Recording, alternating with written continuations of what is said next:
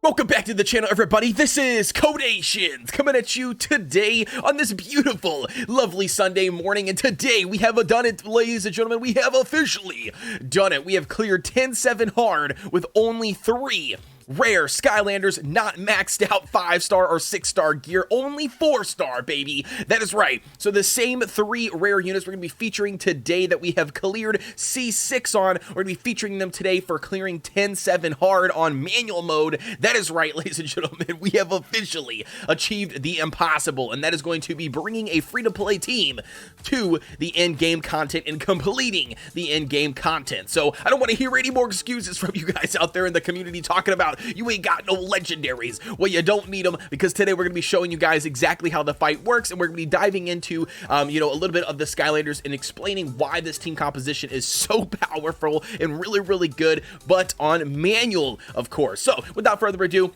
as always, before we dive in, if you are new to the channel and you want to stay up to date with all the latest and greatest mobile games, that includes Skylanders Ring of Heroes, then be sure to smash that red subscribe button and hit that notification bell so you get a notification every time we drop a video. And without further ado, let's dive right in.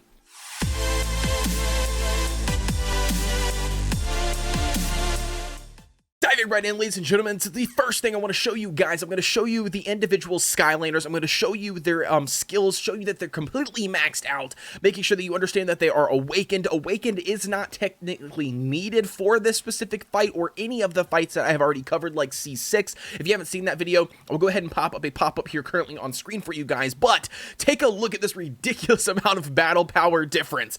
The opponent's battle power is 324,000. And ours, just with our 3 Skylanders, is 183. So again, this is going to be going back to like the 6th floor of the Cyclops dungeon. The same comp works here, and the reason why the comp works is, one, it's on manual mode, right? So we're definitely making sure that we are picking and choosing the right skill and when to use specific skills. For instance, one of the biggest things that really outshines the entire team is going to be Eruptor's Provoke. That's going to basically mitigate a lot of that single target damage that the boss has when he does a specific ability. And then not only that, we are using Stealth Elf's knockdown ability and basically able to drop his endurance down enough so then when he does his charging skill, because I'm sure if you've already watched this video that you've already know the boss's mechanics. If you don't know, you can click on the little screen right here. You can see the individual skills in game for yourself. But nevertheless, like I said, the reason why this is going to work is going to be because Stealth Elf has a knockdown. We pretty much do enough endurance, save our knockdown ability for when he's going to do the charge mechanic, which if you don't know is a powerful AoE ability. So let's go ahead and dive in here, and we're going to show you guys exactly what it is. So again, this is going to be a recording because I just cleared it last night, recording it or talking over it this morning for you guys. It's really hard to do this at the same time. But as you can see on the screen here, again, we are only running max 4-star gear at plus 15.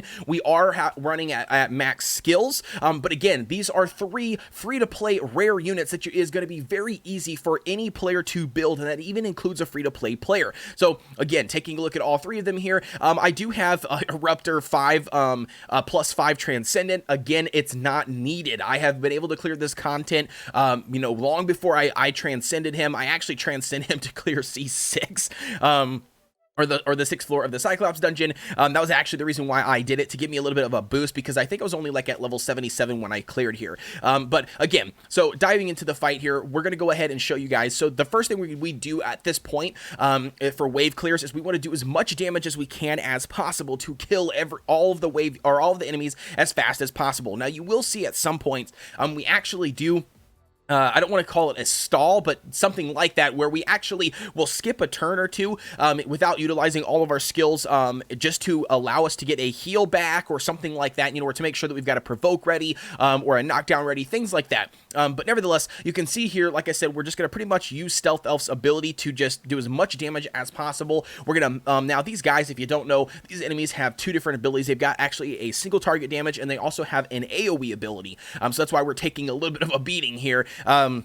But the provoke comes in nice, like I said, as well with the Eruptor on these wave clears, because he does hopefully, if you play your cards right, hopefully he takes in some of that single target damage. And then, like I said, it's pretty much a easy clear at this point, or a clap at this point. We're gonna go ahead and just heal when we can. You will see there's a couple times, I'm not gonna lie to you, this is not 100%.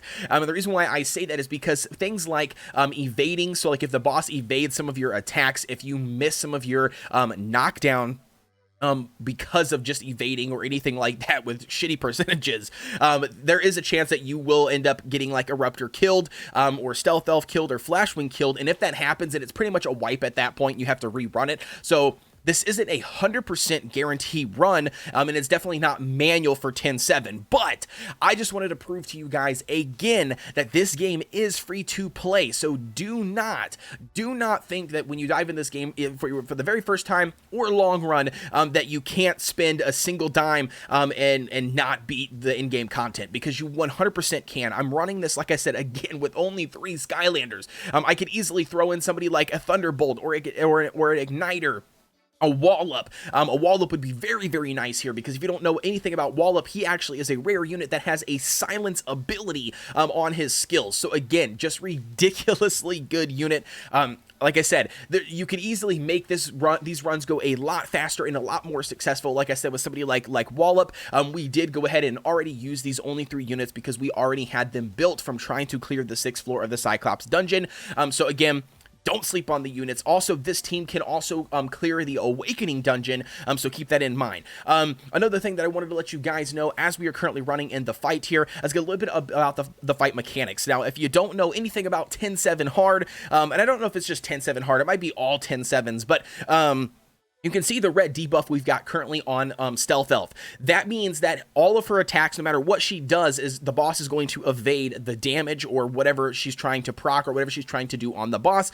So therefore, it's not really beneficial for a lot of times to actually use that ability to try to get damage. The reason why, as you see in this recording, that we still continue to try, or we still continue to use our skills, is going to be because we are consuming as much mana as possible every turn so that we can get more mana back. That's pretty much the reason why. As you see here, we just knocked him down using Stealth Elf's first ability. And then, like I said, we are just basically trying to make sure that we are utilizing your skills all together.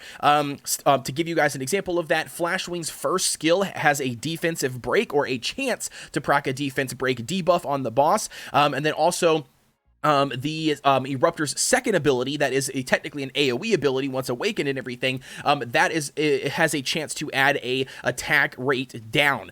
So we always start off our damage dealing rounds trying to use those 2 abilities first, and then we finish off with Stealth Elf. Now you will see there is some fudge ups here where Stealth Elf actually does miss his knockdowns. We don't get the knockdown, and I believe there's 1 or 2 turns where we actually accidentally use the knockdown the turn right before we needed to save it for the charge. So there is definitely a lot of room for improvement here, but I just wanted to show you guys that this is something that you can easily cover, you can easily clear. I know that I've heard so many people out there in the community raving and talking about the crap in this game, saying that the game is not free to play.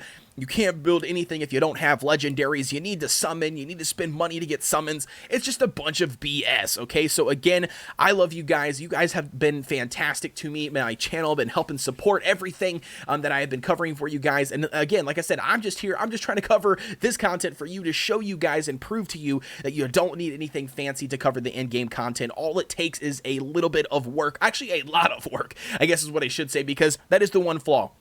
And I don't call it a flaw because I think it's pretty self-explanatory when it comes to a lot of these action RPG games, but that's going to be the grind, right? The grind is real. I can't say that enough. In Skylanders Ring of Heroes, you are going to spend time grinding, even as a free-to-play player, probably more so as a free-to-play player, because you're going to be grinding for everything, for resources to get summons, for then summons to get Skylanders, to get Super Boost. You know, the list goes on from there. So yeah, I mean, you're definitely going to be doing that.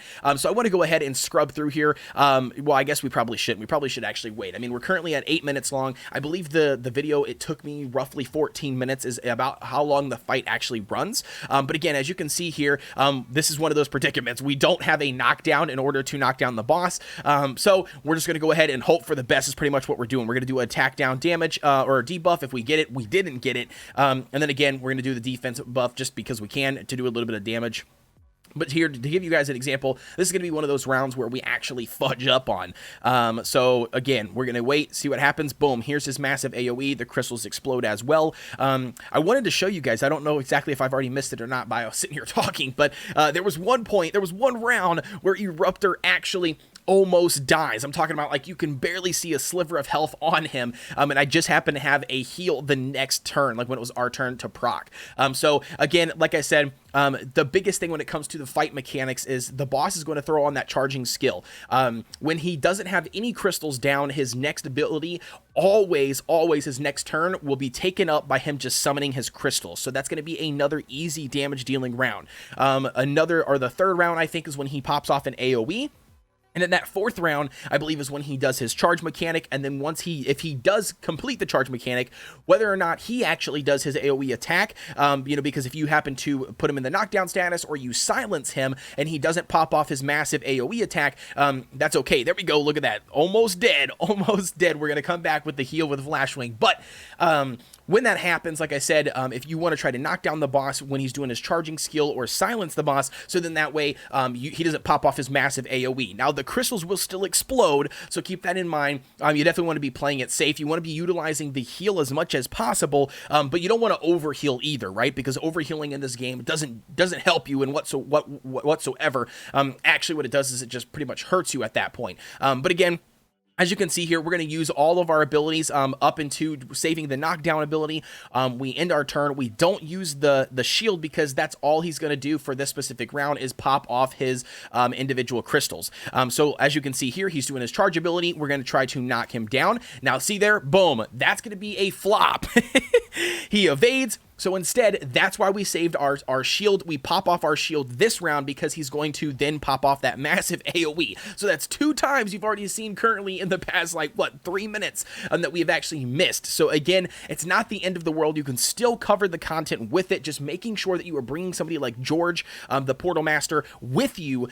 So then that way you can make sure that you have that shield ready to go and proc off. Again, look at that. Eruptors, moments from dying. We're going to do as much damage as we can here to the boss. Again, nothing too crazy, but just to utilize that mana up, and not only that, we're waiting to get our next turn. So he should be summoning his crystals in a second, right? Yep. Boom. His turn ends, it goes back to you. That's going to be an easy round. So we're going to go ahead and heal him back up. But that's pretty much it. Like I said, man, I know I've said this like 5 times. I'm trying to talk to you guys as the rest of this plays out, just because I don't want to skip it. I don't want anybody to get any doubts. I don't want anybody to be like, oh, he didn't run this. This is fake. No, I want you guys to see a full-fledged fight.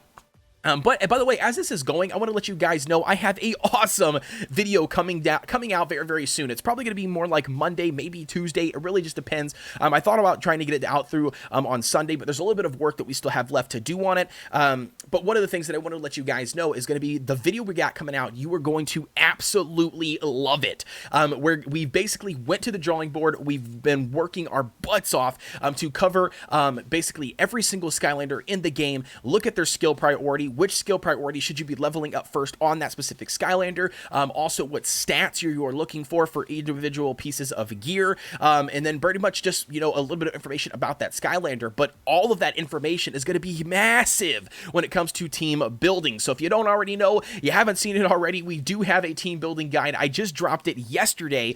So for those of you that are just jumping into the game, or maybe that you are still struggling to cover or open up your box and really decide what exactly you've got going on as far as, what Skylanders to build a good team composition. That video is going to be for you. And the second video that's going to be coming down in that series on team building is going to be giving you guys in-depth information and the link to the Google document that, will have all of the Skylanders loaded in there, sorted out by elements. You can click on it, and then you can pretty much at that point, decide what Skylanders you want based on that. And again, we are still working. We're still producing more and more stuff for you guys, more tools, more utilization stuff for you guys. Again, it looks like here we did go ahead and get him in the knockdown status.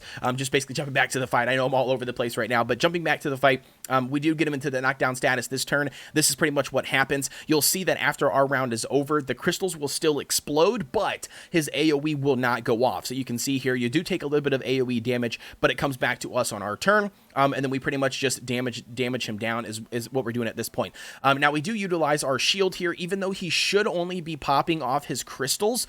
We didn't necessarily need it. We could have been saving that shield, you know, for another turn. But you know, it is what it is. But in this case, it actually came in clutch, it looks like, because we still ended up getting that judgment call after he summoned his crystal pole, which is actually weird, by the way. It's sometimes the mechanics of the boss skills just don't proc off exactly like you would think they would. But anyways, I believe we got a minute left of the fight, is what we're currently running right now. So, but like I said, at this point, I just want to let you guys know that that's going to be pretty much it for the video. I just wanted to show you guys that you guys can definitely clear the in-game content no matter what, hands down, with 3 rare units. And again, like I said, that's max only 4-star gear at plus 15. We don't have any 5-star or 6-star gear. We do have enchantments on everybody. I ran Drain on Stealth Elf, and then I ran, I believe it was Bond on Flashwing to help out our skills with our Portamaster, and then we ran I believe, is it Protection? I believe we ran Protection, whatever the one it is that gives you the shield buff for Eruptor. So again, these aren't the best enchants possible. Potentially you could easily run something else, but this just combo worked very well for me. But that's going to be it for me, ladies and gentlemen. Like I said, I love you guys. You know, as always, you can hop down below in the Discord. The link is provided in the description of every one of my videos. We are going to be trying to do a live stream at least once a week, so I can get to know you guys more. You guys can get to know me and the community. But like I said, as always, ladies and gentlemen, please be sure to like, comment, and subscribe, and hit that notification bell so you get a notification every time we drop a video. And we've got 30 seconds to go. Let's go. Come on, baby. Can we get a kill? Yeah, we do. Yes, we do. I believe it's right here is when we actually kill him and we complete the run. Let's see. Do we do it? Come on, come on. Last skill, Stealth Elf, baby. And that is it, ladies and gentlemen. Like I said, thank you guys very much for everything. I will see you guys on the next one.